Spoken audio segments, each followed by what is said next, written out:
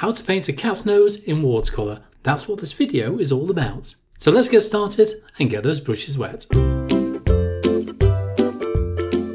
Now, cat's noses, where do we start? First thing we need to do is get the outline drawing onto the paper. So I'm going to do that freehand today, because sometimes I use graphite back paper to do that with.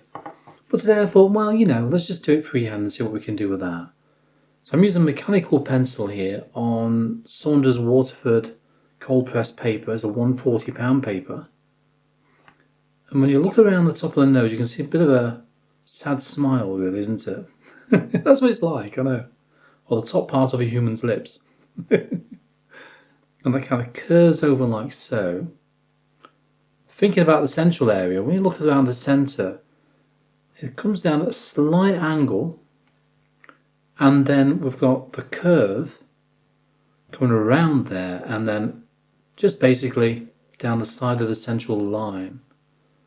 So something like that. If you just do it very lightly to begin with, very, very lightly, then you can fine-tune that as you go along, can't you? So the same on that side as well. Just keep looking at that reference photograph that you've got. Every few seconds, that's how my eyes are working. So my eyes are glancing back and forth to my reference photograph on an iPad, or a tablet actually, while I'm working on this. And by doing so, it's helping to maintain that image within my mind. I've got a very short-term memory, don't you know? Don't tell anybody that. So actually, what it looks like, looks like a t-shirt. There's two arms, there's a body. That's what it basically resembles, doesn't it? Trying to think about the nostrils, actually. They're not both exactly the same size. And it is slightly tilted to one side as well. Let's bring that down there. Okay, I'm going to fine-tune this a minute, then we can make a start on the painting, I think. And just very lightly soften that down with a putty eraser. One of these really malleable and bendable, squishy erasers. Just take off some surplus pencil. Okay, so that's really lightened it down. So now I can make a start on the actual painting process. Now for that, I'm going to use my Winsor & Newton watercolours. These are a mixture of both Cotsman and the professional ones.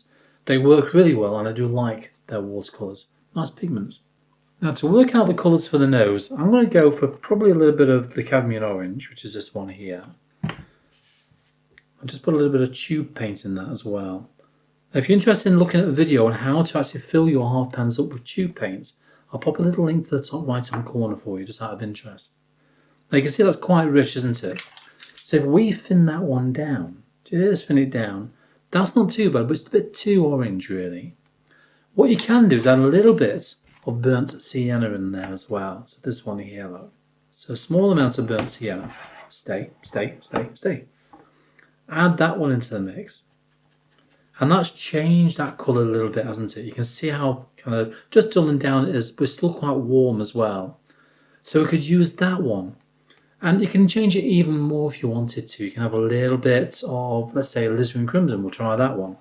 It's all about testing the colours out before we make a start on that painting, really. And that just changes it a fraction more as well.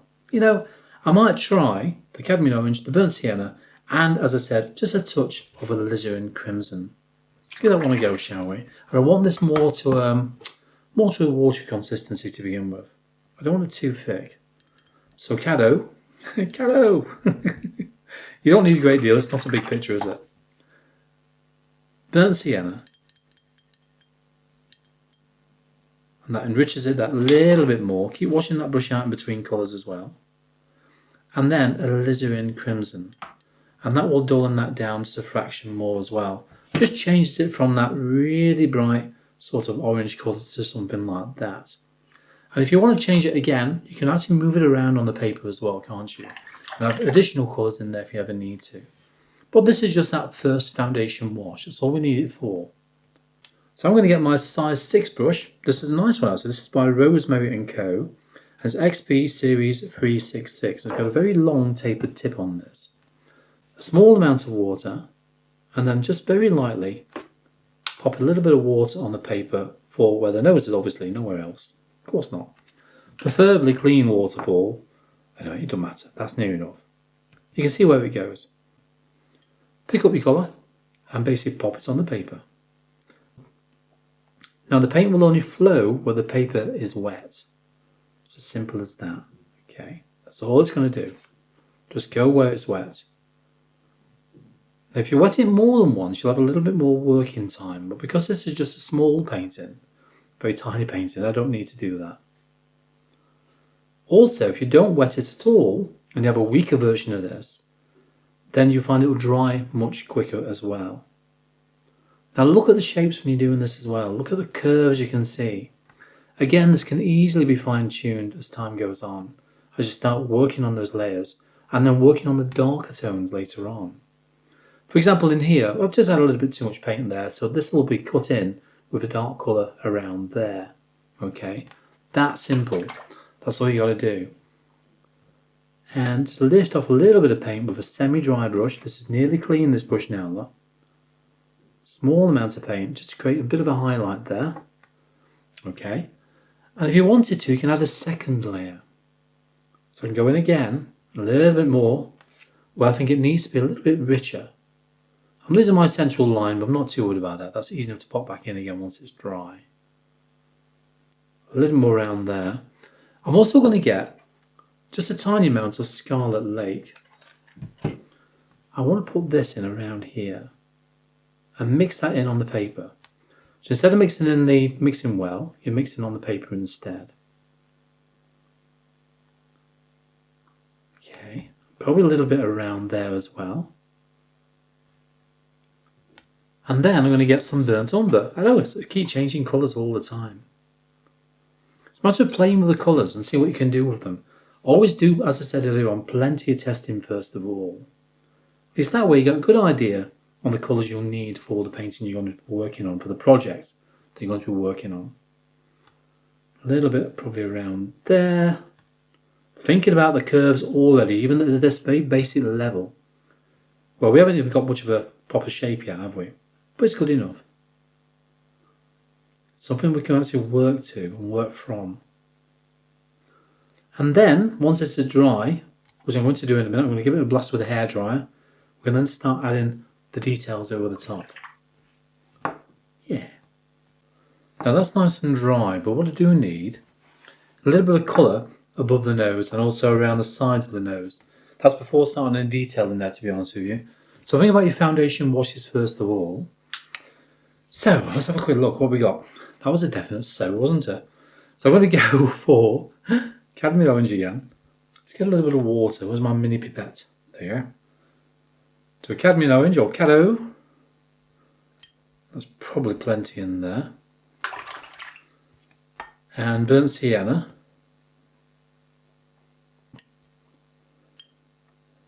Okay. Now, here we go. Clean water. So clean water this time, Paul.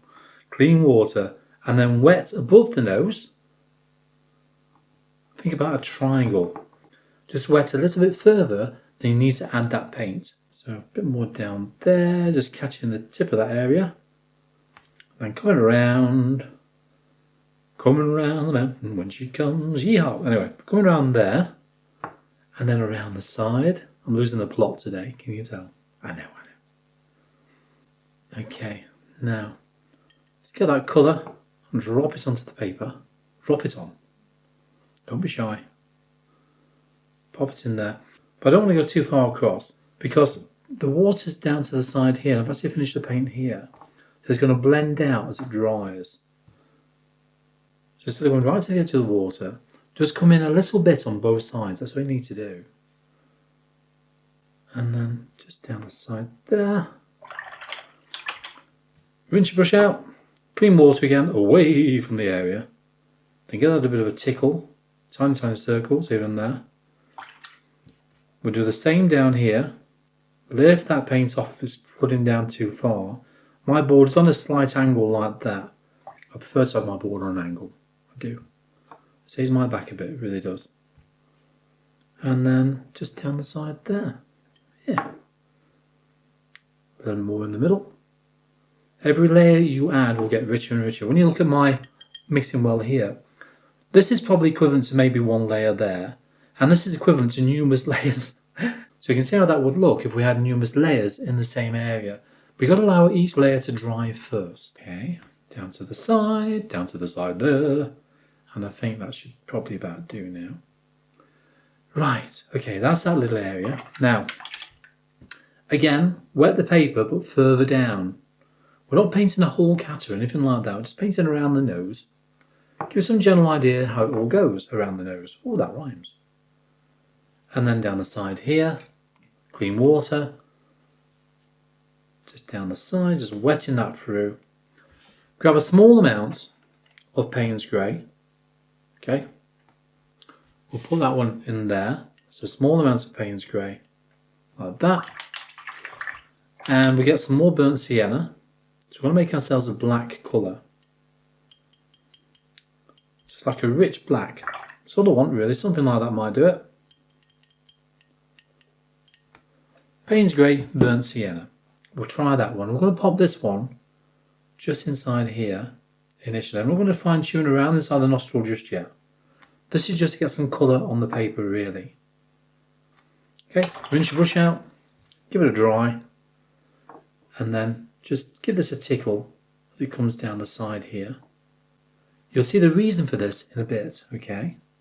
Then drag it out just before you get to the edge of the wet area. And then further down, and do the same on the other side, okay? Also, don't forget to click on that subscribe button down below, and don't forget that bell icon as well, just so you'll never miss one of my YouTube videos. Now let's change the brush. I'm going to go for size 00, and this is one by Winsor & Newton. It's the Cotman Series 111, and well, it says it's round. It's a short-handled brush really, and it's synthetic bristles. So really nice actually as well. Going back to our mixture, if you remember, of cadmium orange, burnt sienna and alizarin crimson. I'm going to use that one first of all, just to draw down the centre. And on the photograph it's not vertical, it's slightly to one side. So if you look at a clock face, that's probably heading down between 6 and 7 o'clock. And then around that I can start to add in some very tiny little stipples, little tiny dots here and there. Just small ones to begin with. Now this nose is very soft looking, isn't it? So you can't see a great deal of detail in there, more shapes than anything. But I still want some detail behind the scenes. And this detail will soften down as well. Just adding this in, that's all I'm doing. Tiny, tiny stipples like so. And working my way up. But the higher you go, the less detail you'll have in this case. Or space the little dots further apart like I'm doing here, look. Something like that. Then where it gets a little bit richer in tone or darker around this area here, increase those dots. Some more dots closer together, like so. And then just a few on this side. Now when you do load your brush up, what I suggest you do, just load the very tip. Normally I would load it, I would roll it as I pull away, then give it a tap or two on some kitchen roll. You can do it that way, and it works just as well. But once you've started loading that brush up, if it's a new brush or a fresh dry brush, then just use the tip of the brush like that, just to grab a small amount of paint. See, by not overloading that brush means you can get the finest of marks as well.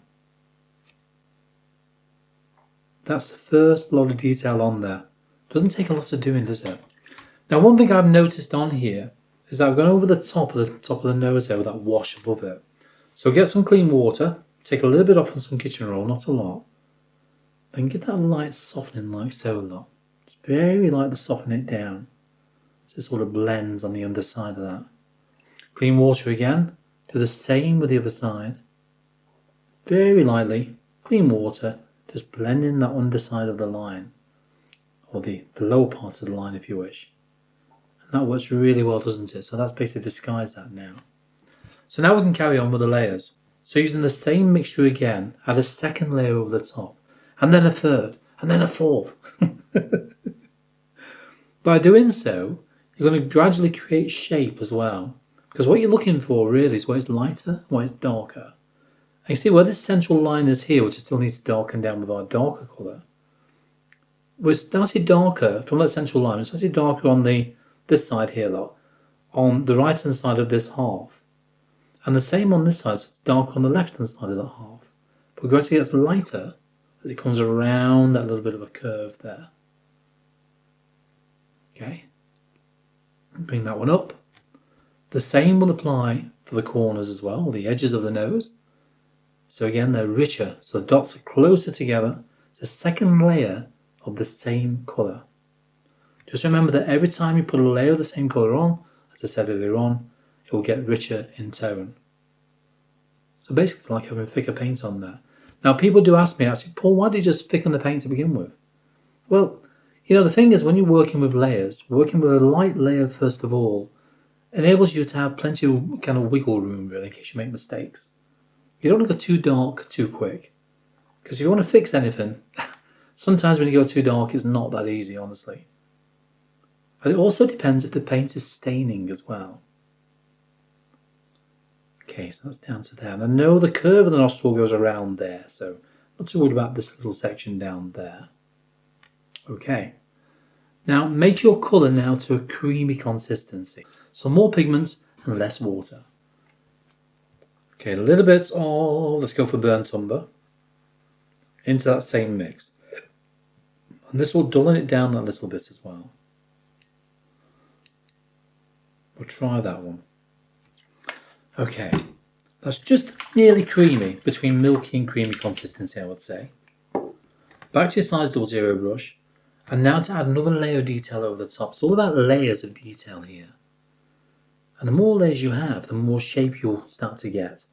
And also you find the more layers you tend to have, the richer the colours will be as well. So, you know, it's a kind of plus in both ways, isn't it? Okay, so redraw the line in the middle. Then carry on stippling from the right hand side of this left hand part of the nose. Difficult to say that, isn't it? The left-hand side, no, the right-hand side of the left-hand part of the... Yeah, you know what I mean anyway. Just stippling from that point onwards. Like so, then lessening those marks the further across you go. As I say, keep looking at that reference photograph. I'll just do one side now. Fast forward that little bit when the other side's already painted in. So it won't be a minute. In fact, it'll just be a matter of seconds.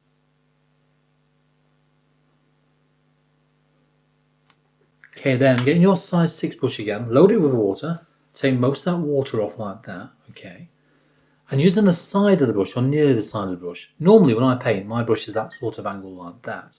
I want to just lower that brush down, so I'm actually using more of the bristles to soften down this paint. Now when you soften this paint will move really easily. So what you need to do is do it very lightly, so barely caressing the paper. Hardly any pressure whatsoever. Just to very lightly go over those details. I don't want to blur the details too much, I don't want them to disappear. I just want to just knock them back a touch.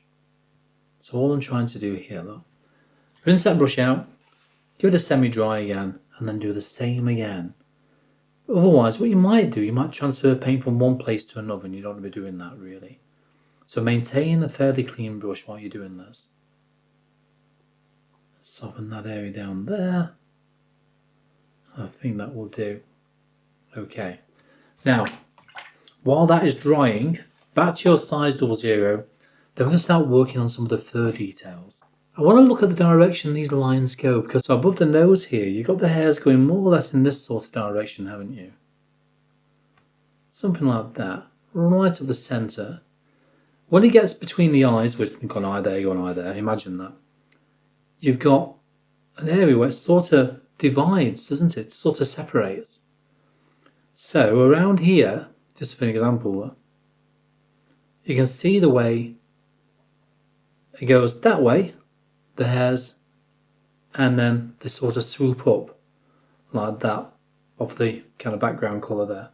So that's how it goes around there. And they go towards a central line. So imagine that central line from the top of the nose all the way through like that. I'm looking at the central line here, and this is where they sort of converge around there. A little bit more paint. Something like that there. A big pair of curtains, aren't they? They really are. Also what I'm looking for are the length of the lines and the thickness of the lines, and are the lines curved as well as going different directions, like towards 2 o'clock and 3 o'clock and so on. So you need to look at that. Try not to paint the lines too long, especially around this area here. These lines are very, very, very tiny. They're something like this, aren't they? Very minuscule. So you need to add these in very carefully, bit by bit, looking again at those angles. For example, when you come around from, let's see where that goes actually. Got a bit of a curve coming around there from the bottom of the nostril. Paint, thank you. From the bottom of the nostril, that's better. Then you got the lines coming away from there, from the side of the nose. That's got it. All the way to the side, like so. I'm just going to try and map them out first of all. And then you can start to paint in the other directions of the hairs you can see. So from here, the lines go more or less towards 12 o'clock, not far off, between 11 and 12. And then they suddenly go over that way, don't they? Towards the eye. So they do keep varying in direction. And you'll find this, as I said, on many, many animals that you paint. So look at the direction the fur grows. Look at the length of the lines. Look at the colours, obviously, that you need to add in there. Also, if it's curved as well, as I said. And take your time. Keep studying that reference photograph, okay? I'm going to carry on and just get a few more on here now. Just one sec. Back in a bit. Hi, my name is Paul Hopkinson. So what I do, I show you my technique on how to paint wildlife in watercolour. We go through a variety of subjects from dogs, cats, insects and even botanical subjects as well. And I'll guide you through this right from the beginning all the way through to the end for those final brushstrokes. You'll also find that with most of my videos you also get the outline drawing and that reference photograph as well. Every month we produce a PDF version, so a typed out version with photographs of that monthly main video. You'll get the PDFs for the months that you are a member. Now this is a very in-depth document with lots and lots of pages of information and instruction, as well as obviously the photographs as well. Now another benefit is that you get access as well to my private Facebook group. Now the good thing about my videos is that they'll be here 24/7. So you can watch them 6 months down the line, 2 years down the line, it doesn't really matter. They'll always be there. You can stop, you can play, you can rewind, you can pause as many times as you want to do so. So that will give us some ideas on what you'll gain from being a member on my Patreon channel. Now if you want a quicker way of trying to get these details on, not that you should ever rush your painting, remember that, never rush your painting. If you want to try and just get through this area a little bit sooner rather than quick, if you know what I mean, you can use what's called a replicator, or what I've called a replicator.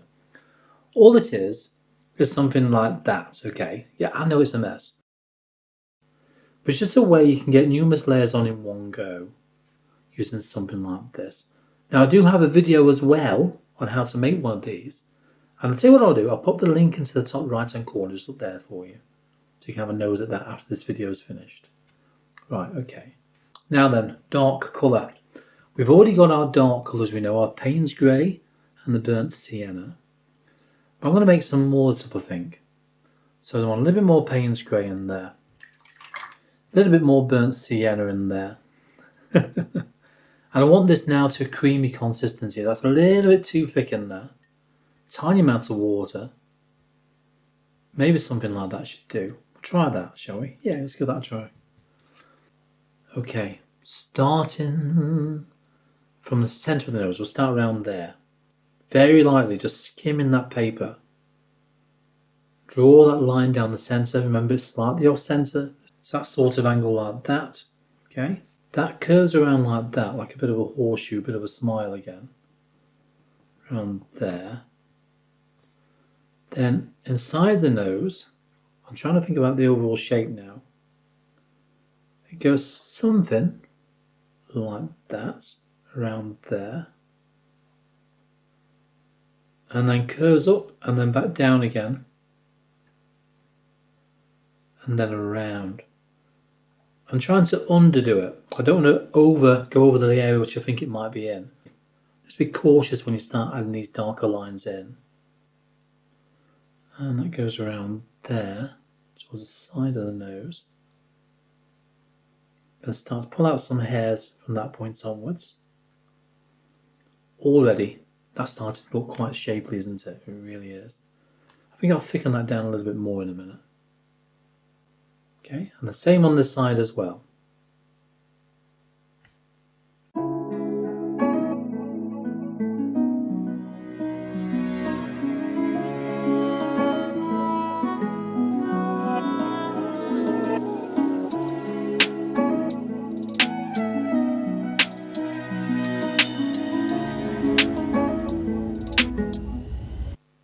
using very tiny stipples with hardly any paint on that brush. So it's a dry brush basically. Just reinforce some of the darker details within the nose. You can see it comes around there. And this sort of fades into this area here, so you need to stipple that. So I'm just going to stipple from the dark area down here and gradually get lighter, in other words fewer marks, the higher you go. And that is something like that. The same on the other side as well, obviously. Otherwise it won't balance, will it? Not really, not at all. Same on that side, there we go, something like that. That's better. Tiny amount around the sides here, but not much. Then down here, flicking out a few little lines here and there. Think about that clock face once again. From the centre point of the bottom of the nose, from that area there, flick a few out.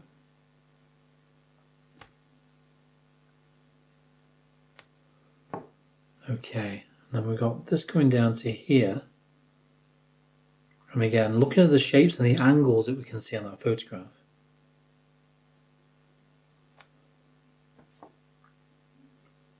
And then the same on this side.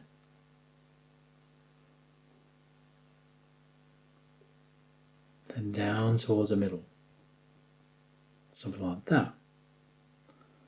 Keep saying that. The side of the nose, you can see it's actually fairly dark in there as well. Now we've got to be careful of when you draw around this nose, it actually cuts in a little bit. So even though we've got the nostril finishing there, the line around the side of the nose actually finishes around here. Something like that. Then you can flick out from that point as well. We go slightly just above the top marker of that nose there. Okay, now, before we carry on down this area, let's add some dark colour now to the top of the nose and also around this area. You find the procedure for all the hairs is very similar to what we've just been doing. It's got to be more selective to where the dark marks go. Now, what you've got to be careful of, don't just draw a line all the way along here. What I'm doing here, I'm just going to stipple or tap around that line. Again, look at that photograph so you can see where this ends on this side here. And a bit of a sort of orange area of a gap between this area here. So I'm just going to stipple in a line and draw some marks from that point onwards. A few odd little dots within that area there, just so it all sort of matches together. We still see the division, can't you, in colour?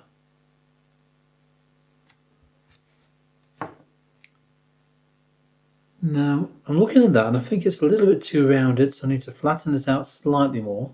Still a bit of roundness to it, but not complete, not really kind of bulbous round. And then work your way over the top, following that line, tiny stipple marks, all the way across. Just to sort of map it out again to get some basic rough idea on how it goes. And then down the side. Okay, now start to draw your lines on all your marks above this now. You can see where it sort of stops. We've got the bulk of the dark around the top part of the nose, haven't we? Then it sort of fades out a little bit. And the marks are quite sporadic thereafter. So a few little dots on there. It doesn't take that long to build up either, to be honest with you. Once you get dotty about things, you'll be fine. Honest.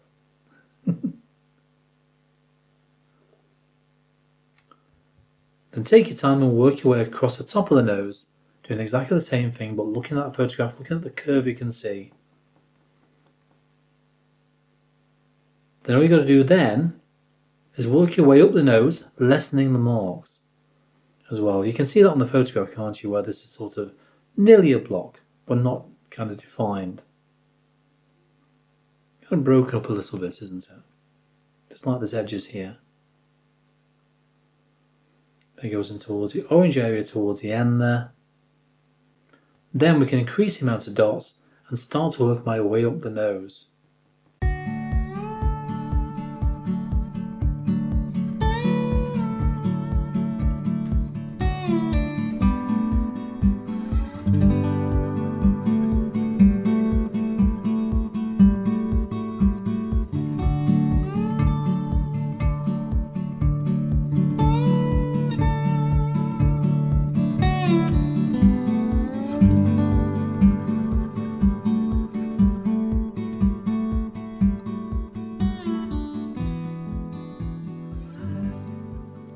Now then, let's water this down a little bit more now. So I do want this fairly watery, I think. So we'll see how that one goes.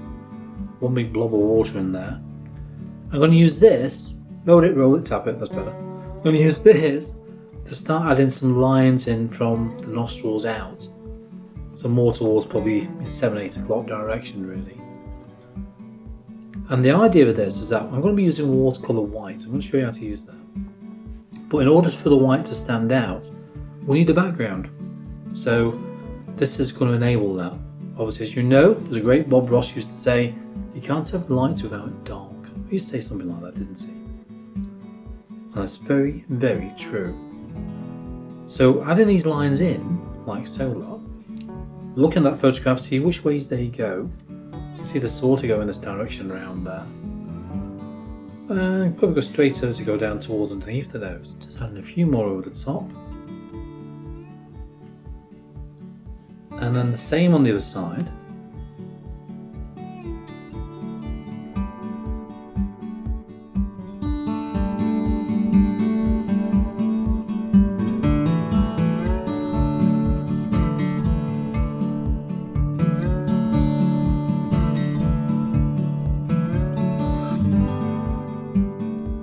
Now, watercolour white. Now, there's a lot of different watercolour whites on the market. As long as it's opaque, that's all you need, really. And you can use white gouache as well if you want to. Could try and get the lid back on that one. I don't know. This particular one is SAA, and it's SA opaque white. But they have changed the properties of this one a little bit. I don't quite like it as much now. This is one of my older tubes. Now then, a little bit of water. Dum, dum, dum, like that. I'm going to drag some water into that white paint. I want this nice and creamy. It's too thick on its own. This particular white is very, very thick when it comes out of the tube. So you want it really creamy, but just about paintable. So something maybe like that. Load the brush, give it a roll, give it a tap or two, and then you can make a start and some highlights. So let's start off with around the nose. Tiny, tiny stipples. You don't need many really, because there aren't that many on the photograph, are there? Just a few here and there like that. All adds to the overall effect. Adds a bit of life to the nose. Life. Or shape if you wish. There's a few down there. The creamier the white is, the brighter the white will be. So worth noting, the more water you add, the more the white will fade.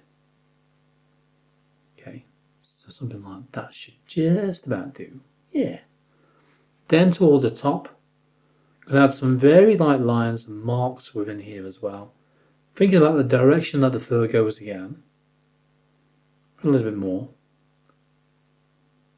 Just sweeping it around, thinking about the gentle curve I can see in there. Then the white sort of disappears and it goes towards the orange, doesn't it, from then on, like an orangey brown colour. And then towards the top, a few more ones in there.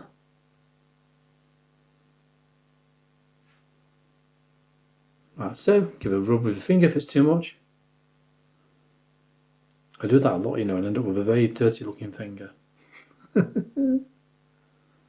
Then down the side as well. You can put some odd ones, just in between here and there, just by tacking it like this. So you're doing that.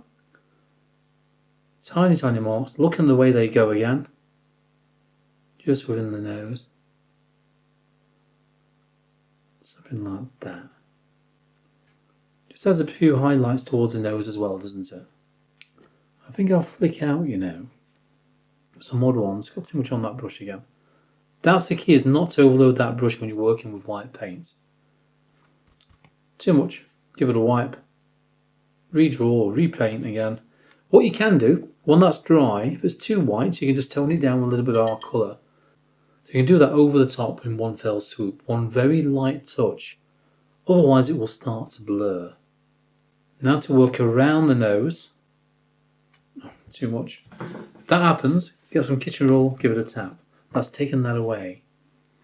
A little bit too much paint on the brush and too much water in the brush then as well. Just trying to get that consistency right. That's the key when you're working with something like this. With white paint. See, that's a little bit too dry. This might be a little bit too much, but I'll give it a try anyway. No, it's okay. It's okay. Got away with that one. Now maintain that bit of a gap that we can see in the dark area here. And what I need to do is flick up. So if I move that out of the way, being a lefty, I need to flick up with the white paint. So it's going to flick that way so we get a tapered line, a tapered edge to that line as well by flicking up. Okay, that's all I'm doing. Okay, carry on. Working my way down the nose now. Now you've got to do this all the way around, like that. I'm going to do both sides and I'll come back to you when I've got to work on this area here where the directions change. I want to try and make that a little bit more realistic down the area if we can.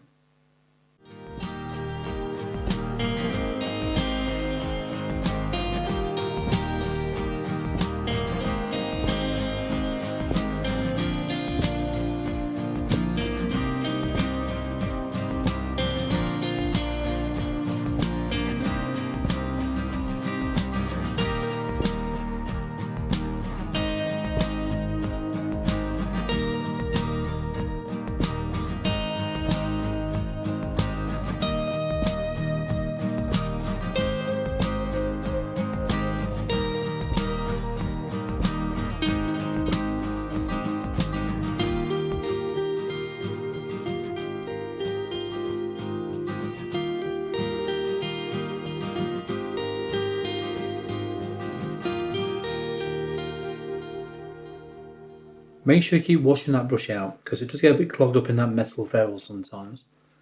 So keep doing that.